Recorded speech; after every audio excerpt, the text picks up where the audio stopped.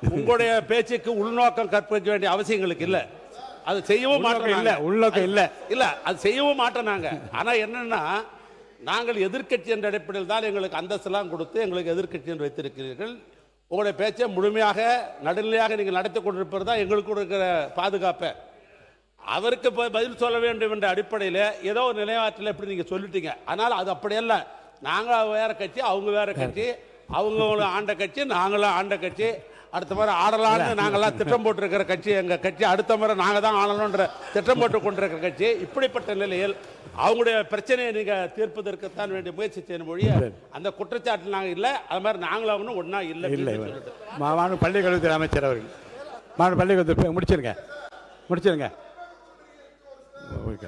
மாண்புமிகு பேரவைத் தலைவர் அவர்களே, உண்மையிலேயே தமிழக சட்டமன்ற வரலாற்றை புரட்டி பார்க்கிற பொழுது நமக்கு கிடைத்திருக்கக்கூடிய பேரவைத் தலைவர் என்பவர் முதல் முறை ஆட்சியினுடைய தினசரி தகவல்களை நேரலையில் தருபவர் மட்டுமல்ல, முழுமையான நேரலை முதல் முறையாக வரலாற்றிலேயே உங்கள் மூலமாக தான் சென்று கொண்டிருக்கிறது. கிட்டத்தட்ட 40 மணித்துளிகள் மதிப்பிற்குரிய முன்னாள் முதல்வர் அண்ணன் எடப்பாடியார் அவர்கள் பேசுகிற பொழுது அத்தனை கருத்துகளும் எதிர்கருத்துகள் இருந்த போது கூட அதை அதிகம் இடைச்சல்கள் செய்யாது முழுமையாக கேட்டு முடித்து, அதன் பிறகு இறுதியில் அவர் சொல்லக்கூடிய சில கருத்துக்கள் மீது அவரே சொன்னார், இது கேட்கும்போது கஷ்டமா இருக்கும்னு. அந்த கருத்துக்களுக்கான எதிர்வினையாக இங்க பேசும்போது கூட ஒவ்வொரு கட்சிக்கும் ஒவ்வொரு உறுப்பினர்களுக்கும், ஆளுங்கட்சி மட்டும் பேசாது, எதிர்கட்சி சகல கட்சி உறுப்பினர்களுக்கும் நியாயமான, உண்மையிலே அவர்களுக்கு தேவையான நேரத்தை ஒதுக்குவதையும் முதல் முறையாக வரலாற்றிலே இப்படி ஒரு பேரவைத் தலைவர் கிடைத்திருப்பது எங்களுக்கெல்லாம் ஒரு மிகப்பெரிய பொக்கிஷம். ஆனால் எங்களை போன்ற வளர்ந்து வரக்கூடிய இளம் தலைமுறையை சார்ந்தவர்கள், இங்க இருக்கக்கூடிய அத்தனை பேருமே மூத்தவர்கள், அண்ணன் சுப்பிரமணியன் மூத்தவர், இங்க இருக்கவங்க எல்லோருமே பல தேர்தல்களை பார்த்தவர்கள். அவர்களை காட்டி எங்களுடைய தம்பிகளுக்கும் தங்கைகளுக்கும் நாங்கள் இப்படி இருக்கணும், டெக்கோரம் இப்படி இருக்கணும் சொல்ல வேண்டிய நேரத்தில் பேரவைத் தலைவர் எழுந்து நின்றால் அனைவரும் அமர்ந்து விட வேண்டும். உங்களுக்கு தெரியாத மரபல்ல. நீங்கள் எழுந்து நின்ற பின்பும், நீங்கள் பலமுறை சொன்ன பின்பும் அப்படி கூச்சலிடுவதோ நடு மன்றத்திற்கு வருவதோ ஏற்புடையதல்ல. கருத்தை கருத்தால் எதிர்கொள்வோம். நீங்கள் சொல்லக்கூடிய விமர்சனத்தில் ஆக்கப்பூர்வமான விமர்சனங்கள் இருந்தால் அதை முதலில் செவிமடுத்து அதை செயல்படுத்து என சொல்லக்கூடிய தலைவர் தான் எங்களுடைய மாண்புமிகு முதல்வர். நீங்கள் பேசுகிற பேச்சில் ரசிக்கும்படியான பேச்சு இருந்தால் அதை பாராட்டக்கூடிய முதல் ஆளாகவும் தமிழக வெற்றி கழகம் தான் இருக்கும். எனவே ஆக்கப்பூர்வமாக, ஆரோக்கியமாக கருத்தை கருத்தால் எதிர்கொள்வோம் என்பதை உங்கள் மூலமாக தெரிவித்துக் கொள்கிறேன். மாண்புமிகு முன்னாள் முதலமைச்சர் எடப்பாடி பழனிசாமி அவர்கள். மாண்புமிகு பேரவைத் தலைவர்களே, ஒரு கட்சி சார்பாக போட்டியிட்டு அந்த கட்சியை வேட்பாளர் வெற்றி பெறுவதற்கு எவ்வளவு கடுமையான உழைப்பார்கள் சிந்தித்து பார்க்கணும். இங்க வந்திருக்கிற எல்லா எம்எல்ஏக்கும் தான் பொருந்தும். இதே எங்க எம்எல்ஏ மட்டும் பொருந்தும் நினைக்காதீங்க, அனைவருக்கும் பொருந்தும்.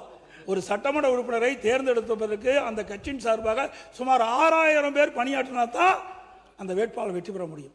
இரவு பகல் பாராமல் ரத்தத்தை விரைவாக சிந்தி வாக்களை சந்தித்து வாக்களை பெற்று வெற்றி பெற்ற பிறகு அவர் வெளியேறினா அந்த கட்சியில் தொண்டர்கள் எப்படி மனம் கொதிக்கும் என்பதை உணர்வுபூர்வமாக நீங்கள் சிந்திக்கப்பட வேண்டும். நீங்கள் முதல் எம்எல்ஏ ஆகிருக்கிறீங்க, நான் 6 முறை எம்எல்ஏ ஆகியிருக்கிறேன், புரியுதுங்களா, ஒரு முறை நாடாளுமன்ற ஆகியிருக்கிறேன். ஆக சிந்திக்க வேண்டும். அந்த அடிப்படையில் நான் ஒரு கட்சியுடைய பொதுச்செயலாளர் என்ற அடிப்படையில் எங்களுடைய கட்சியின் சார்பாக அறிவிக்கப்பட்டு தலைமை அறிவிக்கப்பட்ட அந்த அறிவிப்புக்கு இணங்க அனைத்து இந்திய அண்ணா திராவிட முன்னேற்ற கழக கட்சி நிர்வாகிகள், எங்களுடைய கூட்டணி அங்க வைக்கின்ற கட்சியுடைய நிர்வாகிகள், தொண்டர்கள் அத்தனை பேரும் உழைத்து தான் இவ்வளவு பேர் வெற்றி பெற்றிருக்காங்க. அதனால தான் அந்த கருத்தை சொல்ல வேண்டிய நிலைக்கு நான் தள்ளப்பட்டேன் என்பதையும் தங்களுடைய கவனத்துக்கு கொண்டு வரேன். அதோட நாங்களுடைய சொன்ன கருத்து உண்மையிலேயே காயப்படுத்தி இருக்குது. 2 பேரும் ஒன்னா சேரல, இல்ல நீங்க இருந்த காலத்திலயும் ஒன்னா சேரல, நாங்க இருக்கிற காலத்திலயும் ஒன்னா சேரல என்பதையும் ஒரு விளக்கம் மட்டும் நான் சொல்லிடுறேன். குதிரை பேரம் என்று உங்கள் தரப்பில் சொல்லப்பட்டவுடன் குதிரையும் அல்ல கழுதையும் அல்ல சொல்லி முடித்த பிறகு அவர் அதை ஒட்டி பேசியதால் இந்த கருத்தில் 2 பேரும் உடன்படி என்ற அர்த்தத்தில் தான் நான் சொன்னேனே தவிர நீங்கள் அது வேறு அர்த்தத்தில் நீங்கள் அர்த்தப்படுத்திக் கொள்ளக்கூடாது. அடுத்து நீங்கள் இப்போ முடிங்க, நீங்கள் முடிங்க. முக்கூர் சுப்ரமணியன் நீங்கள் உட்காருங்க. உங்கள் தலைவர் பேசும்போது நீங்கள் குறுக்க பேசாதீங்க, உட்காருங்க. பேரவைத் தலைவர் சொல்லி உட்காருங்க. இன்றைக்கு உறுதியளிக்கப்பட்ட ஓய்வு திட்டம், அந்த திட்டத்திற்கு கடந்த இடைக்கால பட்ஜெட்டிலேயே அதற்கு தேவையான நிதி ஒதுக்கப்பட்டதாக இன்றைக்கு ஒதுக்கப்பட்டுகின்றது. இப்பொழுது அரசாங்கம் அதை நிதி ஒதுக்கப்படவில்லை. அரசு மிகப்பெரிய குழப்பத்தை ஏற்படுத்தி கொண்டிருக்குது. அது மட்டும் இல்ல, மாண்புமிகு நிதி அமைச்சர் சொல்லுகின்ற பொழுது இதற்கு மத்திய அரசிடம் அனுமதி பெற வேண்டும் என்று சொல்றாங்க. அவர்கள் ஓய்வு வழங்குவதற்கு எந்த ஒரு அனுமதியும் பெற வேண்டியில்லை, மாநில நிதியிலிருந்து கொடுக்கலாம். ஏற்கனவே இடைக்கால பட்ஜெட்டில் முந்தைய அரசாங்கம் 11,000 கோடி ஒதுக்கப்பட்டு 14,000 கோடி ஒதுக்கப்பட்டிருக்கின்றது என்பதையும் நேரத்தில் சுட்டிக்காட்ட விளைகின்றேன்.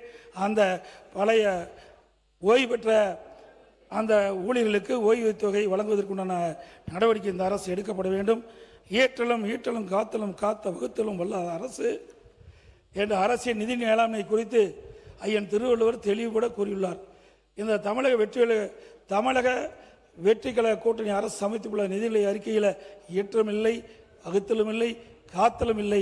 மாற்றம் வரும் என்று நம்பி வாக்களித்த மக்களுக்கு இந்த அரசு நிதிநிலை அறிக்கை என்ற பெயரில் போகாத ஊருக்கு வழிகாட்டி விட்டதே என்ற வருத்தத்திலும் ஏமாற்றத்திலும் உள்ளர் என்ற உண்மையை கூறி அமைகின்றேன்.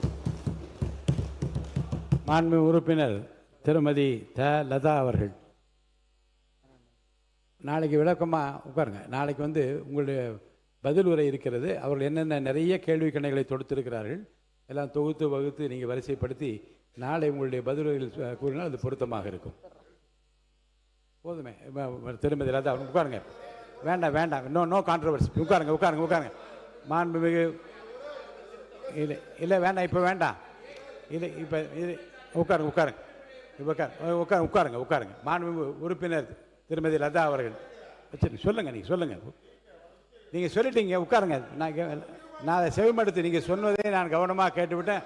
திருமதி லதா அவர்கள் உட்காருங்க. திருமதி லதா அவர்கள் பேசுங்க. மை கொடுங்க. உட்காருங்க. நீங்கள் மை கொடுங்க, அவங்களுக்கு கொடுங்க. மாண்பு உறுப்பினர் பேசுங்க. மாண்பு பேரவைத் தலைவர்களே, நாங்கள் சொன்ன வார்த்தையை நீக்கிட்டீங்க. அதே போல பொதுப்பணித்துறை அமைச்சர் தேவையில்லாத கருத்தை இங்கே பதிவு செஞ்சிருக்கிறார். அதை நீங்கள் அவை குறிப்பிலிருந்து நீக்கப்பட வேண்டும். நாங்கள் சொன்ன கருத்தை நீக்கிட்டீங்க. ஆக அவர் சொன்ன கருத்து தேவையற்ற கருத்து, இந்த அவைக்கு பொருந்தாத கருத்து, அதை அவை குறிப்பிலிருந்து நீக்க வேண்டும் என்று தங்களை வலியுறுத்துகிறேன்.